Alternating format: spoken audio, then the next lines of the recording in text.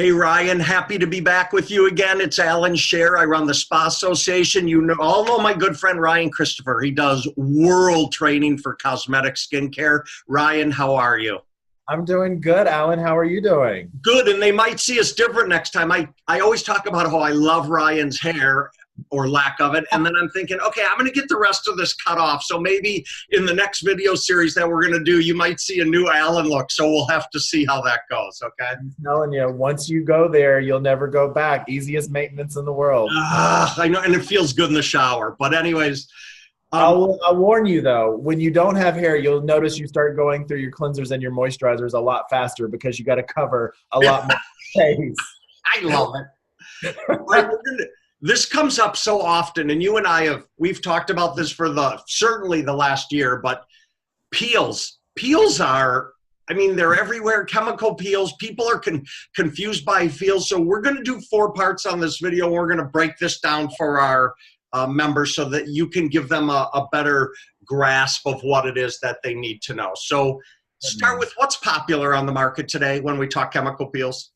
You know what's crazy? So I'll use Cosmedix, my line, as an example because we have a range of over 8 different chemical peels. But what's interesting is that we have everything from very light superficial exfoliants that give you the immediate result but no downtime. And then we have an assortment of peels that are more medical grade peels that do have a downtime associated with them and healing time. And I watched the sales trajectory of all of these peels from year to year. And 5 years ago, our timeless peel, which was more of a deeper penetrating peel that would cause, upwards of a week of skin shedding, that was our #1 selling peel. Right now, our pomegranate peel, which is one of our level 1 superficial exfoliators, no downtime whatsoever, no irritation, just quick, smooth skin. That peel right now is our #1 peel. So it's the superficial, no downtime exfoliators that are the most popular right now. So Ryan, you make a good point. People don't have a week to say, I don't want to go outside. I don't want to look like this. They need it right away. Now, and it's something to look at from a generational aspect is too, because I've been doing chemical peels on my clients for about 14 years now. And back in the day when my main clientele was the baby boomer generation, we were working on corrective treatment. So we needed the deeper chemical peels in order to get more dramatic results. And they understood the downtime. Now we're building a clientele of late 20s, early 30s, people who watched their baby boomer parents or grandparents go through aging and try to look for those advanced treatments and even plastic surgery, for example. And what the younger generation is saying now is they're like, okay, I want to prevent all of that. Like I want to age gracefully as much as possible, and I want to utilize technology to do it. So for spas that are trying to build new business or a younger clientele, they get better acquisition of that clientele from the superficial chemical peels. They're not interested in the deeper ones right now. Okay, speaking of advanced then, how are chemical peels still relevant today in the world of lasers? Fair enough question, because laser technology is amazing and it's getting better and better every year. What I will say is that there are certain conditions that laser is more beneficial as far as getting a faster result. So for example, hyperpigmentation. A laser can zap that pigment and it basically scabs and flakes off in a matter of days, right? No extreme downtime. There are still, however, ablative laser treatments like a Fraxel, a CO2 laser that is a little bit more aggressive on the skin. So when it comes to conditions like just overall aging, loss of collagen, I still love chemical peels over laser treatment because it takes the skin a little bit longer to remodel itself and snap back from all of that heat and energy that a laser is emitting.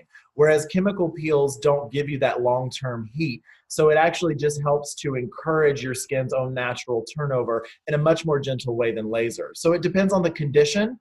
There's still room for both treatments within the world. And some spas can't afford the technology of a laser. You can buy a peel bottle for $100. Yeah.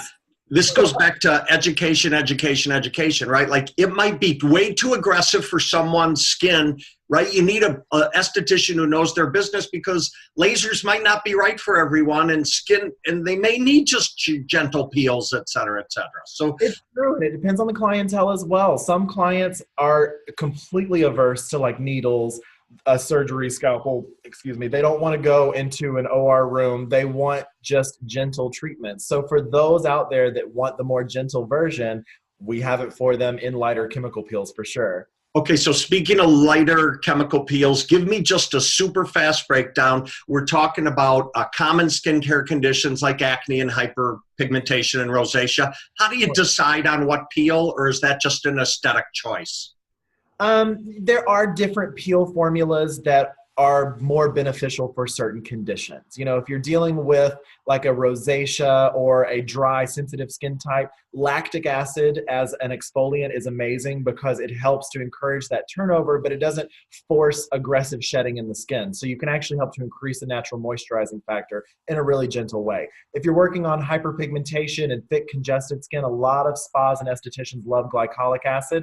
Even though it's a long time traditional alpha hydroxy acid, they absolutely love it for the way it just decongests and breaks apart that desmosome oily connection on the surface to help encourage more turnover. So there are a lot of different formulas. Certain acids work better for certain conditions like those as an example. Great answer. Okay, my last question, because we have a lot of aesthetic members to the association who maybe have never done chemical peels. They might be afraid to get started. They shouldn't be, but I understand it. So let's finish up this video. Tell me, how do you get chemical peel training? What's the best way for them to start to say, I want to be comfortable with this, I want to do it? How do I get started? Right. Well, depending on the state that they got their licensure in, it depends on what level of chemical peels they were trained on in undergrad school. But even those peels can be, depending on the brand that's partnered with a school, they can be a little bit more superficial because of the fact that the training was done in a school. Now, that being said, you can look to your local schools for postgraduate education if they're offering it in deeper chemical peels for licensed estheticians. You can also partner with your skincare brand. So if you take on a particular brand that has an assortment of chemical peels, that brand should definitely be providing in-depth training to you and your staff on how to properly administer these peels and which conditions they're best for. I will say, that being said though, and I know we're going to cover this in a future series, it's important to look at each brand and what their brand positioning is, because every brand positioning is going to determine what type of peels they carry. Doesn't mean that other peels that they don't carry are bad. It's just more of from a marketing position. Back to my old mantra, educate, educate, educate, right? It doesn't stop. That's it. It's always fun doing this with you. I'm really excited to get on to our next one. So people stick around. We're going to talk about peel series, right, as it comes up. So I'm excited for that too. That's going to be great. This is awesome. I'm excited for the series. Bye. Bye-bye.